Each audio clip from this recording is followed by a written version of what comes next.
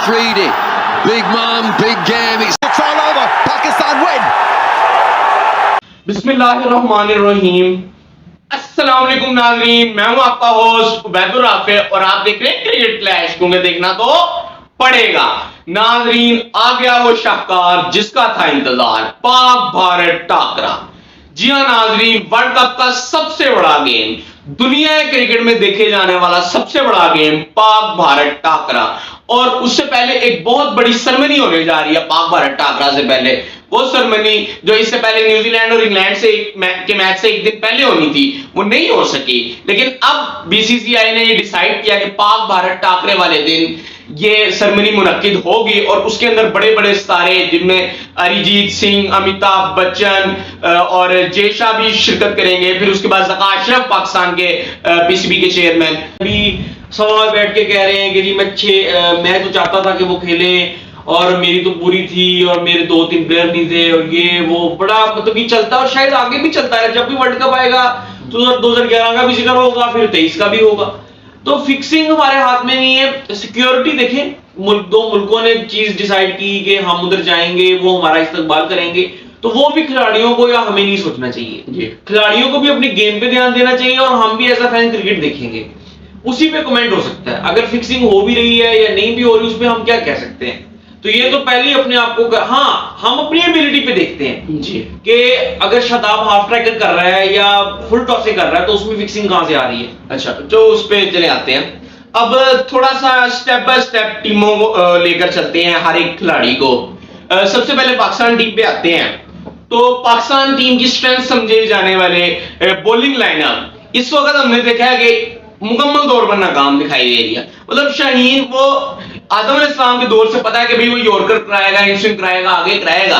क्या हम आज भी उसी ये ज़हन लेकर बैठे हैं कि नाम शाहीन शाह अफरीदी आगे कराएगा तो बस विकेट मिल जाएगी, रोहित शर्मा से अब भी नहीं पल्ले पड़ेगी, कोहली अब भी बोल्ड हो जाएगा। आपको नहीं लगता कि थोड़ी सी चेंजिंग होनी चाहिए? अब हमें भी उस सोच से बाहर निकलना चाहिए। देखिए, जब कंडीशन अच्छी है या जो एक्यूरेट गेंद आता है वो किसी के लिए भी अनप्लेबल होता है जी। लेकिन T20 और वनडे में थोड़ा फर्क ये होता है कि 2-3 ओवर वो टेस्ट क्रिकेट की तरह खेल सकते हैं जी। उसके बाद वो क्या करते हैं ये मुझे बताने की जरूरत नहीं है। अगर मैं कहूंगा तो फिर मुझे लोग कहेंगे जी ये फेवरेटिज्म है। भाई स्टैट्स देख लो ना, वो कुसाल मेंडिस ने छोड़ दिया था ये पिछले मैच में, इंडिया वहां पे तो वो 400 मारता, वो नहीं छोड़ेंगे बाद में। आपने देखा कि 357 विकेट 2 दिन के वक्फे से मारा उन्होंने, बिल्कुल। और ऐसी पिच पे जहां पे हम 150 भी नहीं कर सके जी। तो अगर तो वो 2-4 ओवर सर्वाइव कर जाते हैं तो फिर आपको देखना ही है कि वो मारते रहेंगे, आप देखते रहोगे। अच्छा, मेरी इतलात के मुताबिक अहमदाबाद में जो है वो 3 पिचेस हैं जिसमें 2 थोड़ी सी टर्निंग है, मतलब आप कह रहे बाबर रिजवान टाइप है थोड़ी सी, और एक बिल्कुल सपाट पिच है। तो अगर तो उस सपाट पिच पे मैच होता है, जो कि इम्कान है क्योंकि जाहिर स्पॉन्सर्स हैं, हर बाउंड्री पे पैसा जाना है, तो यहां पे शाहिद अफरीदी ने जिस तरीके से कहा कि आपको विकेट से थोड़ा सा ऊपर बॉल करनी है, तो क्या यहां पे शाहीन शाह अफरीदी या हारिस रऊफ तेज करके या आगे करके कोई फायदा हो सकता है? देखें, एक बात, जो भी दुनिया ग्राउंड हो, जितनी अच्छी बैटिंग पिच होगी उतना पाकिस्तान मैच से दूर होगा।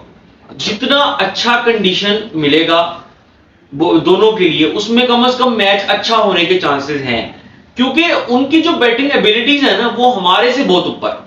उसकी वजह यह कि जब वो कोई अच्छी पिच पे खेलेंगे, अगर हम ट्रू शॉट्स मार रहे हैं तो वो तो विद जैसे रोहित खेलते हैं, वो तो 1-10 ओवर में गेम को एक साइड पे लगा देते हैं। फिर विराट का एक रोल है कि वो दोनों तरह से खेलते हैं, अगर मुश्किल कंडीशन है तो लेके चलेंगे। अब देखिए, इंडिया ने 2 मैच खेले, एक टर्निंग ट्रैक पे खेला या जो जिसमें बॉल लो रहा था या ट्रू बाउंस नहीं था और 2 पेस पिच था, और एक बिल्कुल ट्रू पिच था बैटिंग के लिए दिल्ली का, जिसमें उन्होंने देखे उन्होंने 30-35 ओवर में विद अपने निशान टाइम ले रहा था क्योंकि वो उस दिन पहले बॉल पे आउट हो गए थे।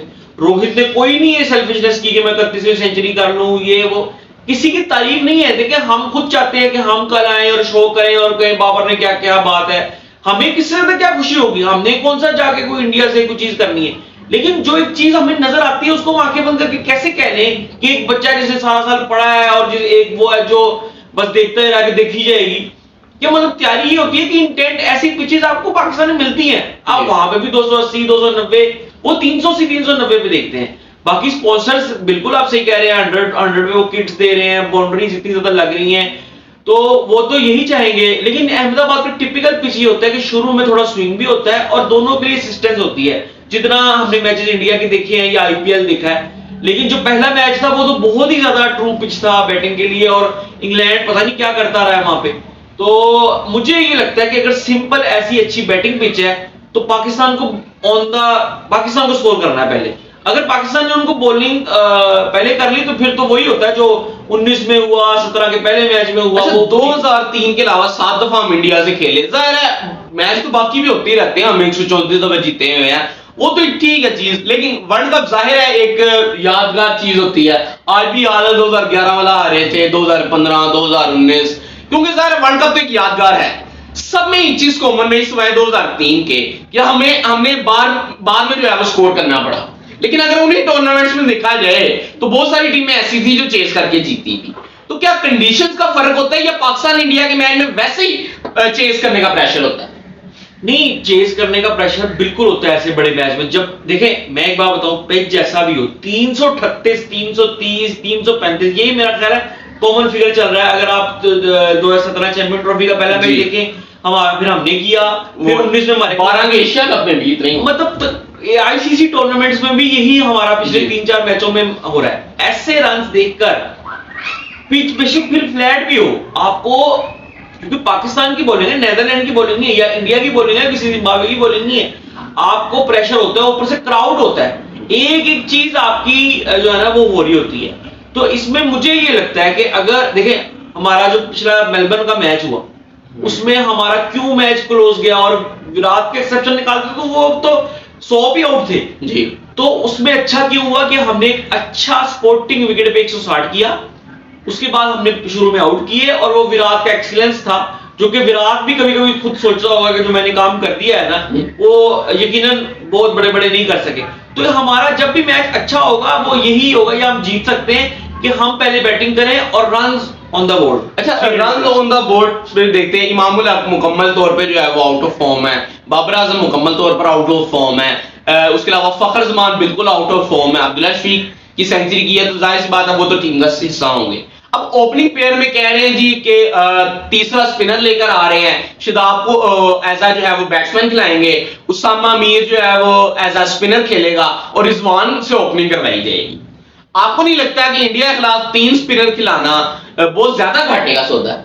अच्छा, मुझे एक तो आउट ऑफ फॉर्म की डेफिनेशन समझ नहीं आती। अगर अपने रन्स करना 50-60 फॉर्म है तो फिर तो बांग्लादेश वाला मैच जो गजाफी में इमाम ने खेला उसमें 50 है, उसके बाद इंडिया वाला मैच आउट हुआ, श्रीलंका वो खेला नहीं, उसके बाद नेदरलैंड वाला 2 मैच ब्लॉक पे आप आउट ऑफ फॉर्म कैसे कह रहे हैं? वो तो फिर उसकी तो, या फिर आप कहेंगे वो दूसरे तो शॉर्ट बात आउट ऑफ फॉर्म की नहीं है। अगर वो 50-60 करता भी है तो कैसे करता है? अफगानिस्तान के 2 मैच देख लो, बांग्लादेश वाले देख लो, जहां पे हमें 190-30 ओवर में करना चाहिए था, हम 40 ओवर तक ले गए। क्यों? हम उस वक्त रन रेट का ऑर्डर हो रहा है, उसके बाद इंडिया ने हमें वन साइडेड से भी ऊपर मार दिया। बिल्कुल। इसी तरह फखर की बात, फखर की 10-12 इनिंग क्यों हुई, उसमें इमाम कल्प्रिट है कि उसने बल्ला निकालना ही नहीं है, ठीक है, उसकी वजह से फखर बल्ला निकालने की कोशिश कर रहा है, फखर फंस रहा है। फिर इमाम का क्या, इमाम तो 2 मैच ही हुए ना, एक इंडिया वाला मैच, एक नेदरलैंड वाला मैच है, उसके अलावा तो कोई मैच हुआ ही नहीं। बांग्लादेश वाले मैच में तो अपने रन करके गया है, बिल्कुल। श्रीलंका वाले मैच में उसने वो हैमस्ट्रिंग हो गई, मतलब वही ना, मैच विनिंग इनिंग्स नहीं आ रही। मैच विनिंग इनिंग तो मुझे लगता है जब सरफराज के दौर में आगे बढ़ के कुछ शॉट के मारते थे, इंटेंट नहीं नजर आ रहा। देखिए हर किसी की, मैंने पहले भी एक दफा तबसरे में बताया था कि न्यूजीलैंड अपनी रेंज में खेलता है, इमाम भी अपनी रेंज में खेले। मैं ये नहीं कहूंगा कि वो आके जो है धड़ाधड़ छक्के मारने शुरू कर देगा, लेकिन ये है कि जब अच्छी पिचेज हैं तो आपको ऑन द, आप भी थोड़ा बहुत आप सर्कल में खड़े ना। रोहित की बैटिंग को आप देखें, ठीक है, आप उस तरह से ना सही, लेकिन आपका एक जोन ऊपर से मारने वाला तो होता है, कब से आप पक्के प्लेयर हैं। तो इसमें फखर की भी गलती उतनी नहीं है कि फखर तो न्यूजीलैंड सीरीज में जब स्कोर ज्यादा हो रहा था वही कर रहे थे। बिल्कुल। तो बल्ला निकालना ये है कि अच्छी पिच पे देखें, जब हमने इंग्लैंड के खिलाफ 349 किया था वर्ल्ड कप में, तो आप जाके देखें दोनों ने बल्ला निकाला था, उसके बाद नीचे से सरफराज तक ने स्कोर किया, हफीज ने अच्छी इनिंग खेली। अच्छा, उसके बाद अगर देखते, मतलब कह रहे हैं रिजवान को ओपनिंग पे भेजे, हमने देखा कि वो डिलीट के खिलाफ इन स्विंग नहीं खेल सके सही तरीके से। आपको नहीं लगता बुमराह और सिराज निस्बतन मुश्किल होंगे रिजवान के लिए? देखिए 20 ओवर में जाना और 50 ओवर में जाना बहुत फर्क है, लेकिन मैं एक बात बताता हूं कि अगर रिजवान ये सोच के जा रहे हैं कि जी पीछे 2 फील्डर होंगे 10 ओवरों तक, ठीक है, 2-4 ओवर तो कोई भी किसी को भी देखना चाहिए। उसके बाद अगर वो ऑन द अप शॉट्स खेल सकते हैं तो देखिए बुरा ऑप्शन नहीं है। उसकी वजह ये है कि आप कम से कम इंटेंट तो दिखा रहे हैं ना। और अभी भी उन्होंने 7 ओवर की बात ही 43 आ गए। देखिए हुआ ये कि 357 हमने चेज करना था, फखर और इमाम ओपन के लिए आए जी। वो अच्छे लेंथ पे बॉल कराई जा रहे थे, बॉलें गुजरी जा रही थी, बॉलें गुजरी जा रही थी, बॉलें गुजरी जा रही थी। उससे क्या हो रहा था? उससे ये हो रहा था कि वो अपनी जगह पे बॉल कर रहे थे, बस डेट सेट, स्कोर इतना ज्यादा था।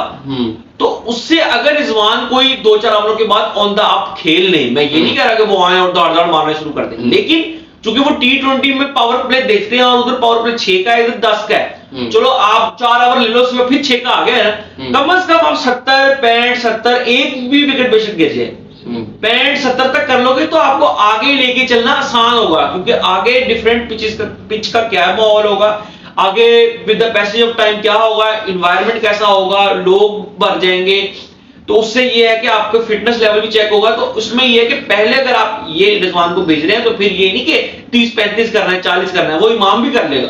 अच्छा, लेकिन अगर रिजवान ओपनिंग पे आएगा तो जाहिर सी बात है ना इमाम होगा ना फखर होगा, फिर नीचे से उसामा मीर होगा, तो 3 स्पिनर इंडिया के खिलाफ। आपको नहीं लगता अगर डिफेंड भी करें तो 400 तो हम पड़वा के छोड़ें? देखिए मुझे ये लगता है कि अगर आपकी पहली बैटिंग आती है तो वैसे मुझे नहीं लगता कि रिजवान उधर ही नंबर पे रहेगा। सिंपल मुझे ये लगता है कि होना ये चाहिए कि अब्दुल्ला चूंकि बेहतर प्लेयर है, दूसरा ये उसके पास सॉरी टू से लेकिन इमाम से ज्यादा शॉट्स हैं, ठीक है, वो दिखाया प्लेयर कहते हैं ना, वो दिखाया उसने टेस्ट क्रिकेट में भी दिखाया, इवन PSL में भी दिखाया। उसके पास इनसाइड आउट भी हैं, उसके बाद पुल शॉट भी हैं, उसके बाद कवर ड्राइव्स भी हैं, उसके बाद ऑन द अप शॉट्स भी हैं। इमाम के पास निकल के एक शॉट है और कवर ड्राइव है और बीच पीछे डैब है, ठीक है। लेकिन मैं ये नहीं कहता कि इमाम को बाहर निकाल दो, लेकिन जब आपने कुछ चीजें करनी होती है ना, जब आपने एक बड़ा चैलेंज लेना पड़ता है तो आपको कुछ डिसीजंस लेने पड़ते हैं। तो फखर और अब्दुल्ला को ओपन करनी चाहिए, बाकी नीचे से आप देखें, मुझे ये लगता है कि उसामा मीर को आप शामिल कर सकते हैं। 3 स्पिनर इंडिया के अगेंस्ट नहीं, वो नवाज इस्लाम में से किसी एक को आपको करना पड़ेगा। तो वो कह रहे हैं ना, फिर हमारे पास बैटिंग कम पड़ जाएगी, तो फिर जरूरत तीसरा स्पिनर तो भाई कोई जरूरत है ही नहीं। एक तरफ ऑप्शन ये भी आ रही है कि ना नवाज को बिठा के जो है वो वसीम जूनियर को लाया जाए, 4 पेसर के साथ तय किया जाए, 1 स्पिन और इफ्तिखार अहमद और शादाब खान। वसीम जूनियर का ये है कि उसका कॉन्फिडेंस उतना ज्यादा नहीं है, वो 4-5 ओवर जरा ज्यादा बेहतर करता है। इवन आप हारिस रऊफ का भी ये है, लेकिन चलो उसको आपने घिसट के कुछ ना कुछ काबिल, उसके अलावा वो ऑप्शन भी तो कोई नहीं ना रहेगी। बस अब जो लेके गए हैं उसमें फिर शदाब नवाज भी रखे ना आप पक्का। देखिए आप फखर की बात भी यही है, मेरा ये पॉइंट ऑफ व्यू था कि फखर को आप कम से कम ऑस्ट्रेलिया तक गो देते जी। उसके बाद आपका तकरीबन डिसाइड हो जाना था कि आपका 4 मैच आपके मेन हो चुके होने थे, आपको पता चल जाता था पीछे 5 हैं जी, उनमें आपका क्या हिसाब होना है। फिर बेशक आप उसको रेस्ट देते और आखिर के लिए दे देते। आप अगर आप लेके गए हो इन सबको, फखर को, शदाब को, नवाज को, तो आपको फिर उनको बैक करना है जी। और मुझे ये लगता है कि सिंपल इसका कोई चेंज ना करे, बस बैटिंग करे जाके 300 सवा 300 यानी तो आपको टीम की आपको श्रीलंका वाले मैच में इमाम को ड्रॉप करके फखर को होना चाहिए। इंडिया वाले मैच में मतलब श्रीलंका वाली गेम, हाँ लेके चले स्कोर। हाँ, और मुझे ये लगता है कि अगर आप 300 करते हैं इंशाल्लाह तो उसके बाद आपको आपकी टीम फिर वर्ल्ड क्लास रखना शुरू हो जाएगी। अच्छा, रविचंद्रन अश्विन जो है उनका वर्ल्ड कप का बड़ा बेहतरीन किस्म का एक्सपीरियंस है, लेकिन हमने देखा कि पाकिस्तान के खिलाफ रविचंद्रन अश्विन को जरा साइड पे ही रखते हैं क्योंकि ज़ाहिर पाकिस्तान स्पिन को अच्छा खेलता है। फिर उसके बाद इंडिया का कुलदीप भी है, जडेजा भी है।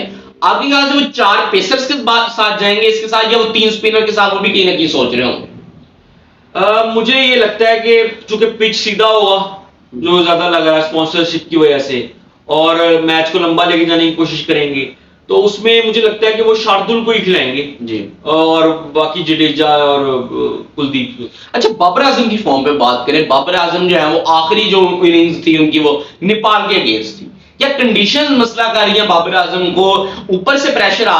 भाई देखो वो श्रीलंका ने मिसमैनेजमेंट में तो बहुत की ना भाई, आग नीचे से रणजीत सिल्वा उतना अच्छा नहीं खेला, श्रीलंका का बैट उस तरह से नहीं आया जैसे साउथ अफ्रीका के खिलाफ भी सिर्फ मेंडिस ही ज्यादा करा था और विक्रम्मा ने भी सेंचुरी की, लेकिन मुझे लगता है कि उसके साथ भी किसी को साथ देना चाहिए था।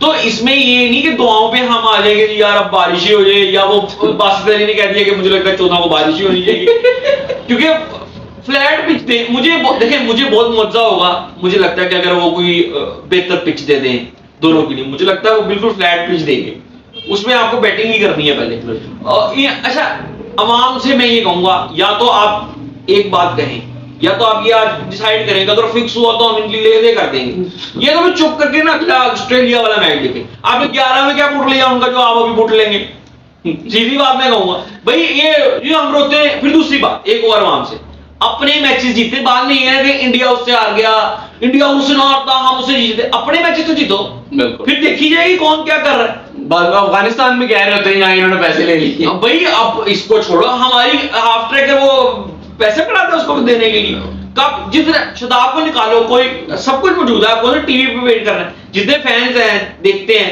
निकाले शताब का स्पेल जब आता है, बिल्कुल वही हाफ ट्रैकर, वही फुल टॉसेस, खासतौर पे वनडे में। T20 में से पता है 4 ओवर करके निकल जाना है, वो जगह पे बॉल करता रहता है। मैं मानता हूँ 21 में जगह पे की, 22 में जगह पे की, एशिया कप में भी की, हाँ, में भी की, बिल्कुल की, लेकिन वनडे में वो हाफ ट्रैकर फेंक रहा है 19-19 रन। मैंने अक्सर जो है वो देखा रोहित शर्मा के ज्यादा, तो वही वो छोड़ता ही नहीं हाफ ट्रैकर और फुल पे। इसमें पैसों पकड़ने की बात नहीं है। देखिए हम क्या कर सकते हैं, या तो आप करें आज डिसाइड कि भाई अब 2027 का या जब भी वर्ल्ड कप होगा या 24 का भी होगा, अब फिक्सिंग का सामने हुआ है, या फिर चुप कर दें कि बस ठीक है वो हमारे हाथ में नहीं, हार गया ऑस्ट्रेलिया वाला मैच देखें। बिल्कुल। तो ये जो चीजें हमारे हाथ में है वो तो करें ना। वही आज से वापस आ गए, वही गिलानी था, वही वापस आ जाएगा, तो आप क्या कर लोगे?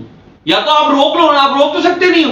तो ये पीछे से करने का फायदा क्या? आपकी टीम जो है बहुत ही अनप्लेबल जा रही है, फिर आप कहते हो कि श्रीलंका हार गया। अपने आप को इतना मजबूत कर लो, अपना आपको इतना स्ट्रक्चर स्ट्रेंथ कर लो कि आप इंडिया की तरह डिक्टेट करते फिरो। तो नाज़रीन ये था आज का शो। हम उम्मीद करते हैं कि पाकिस्तान टीम भारत को हराकर तारीख रकम करे और बाबर आजम जो है वो जिस तरीके से T20 में भारत को पहली दफा हराया था बाबर आजम ने, इस तरीके से वनडे में भी बाबर आजम ही पाकिस्तान को जीत से हमकिनार करे। अपना बहुत सारा ख्याल रखिएगा। अपने मेजबान बैदर राफी को दीजिए इजाजत। अल्लाह हाफिज। क्रिकेट क्लैश देखना तो पड़ेगा।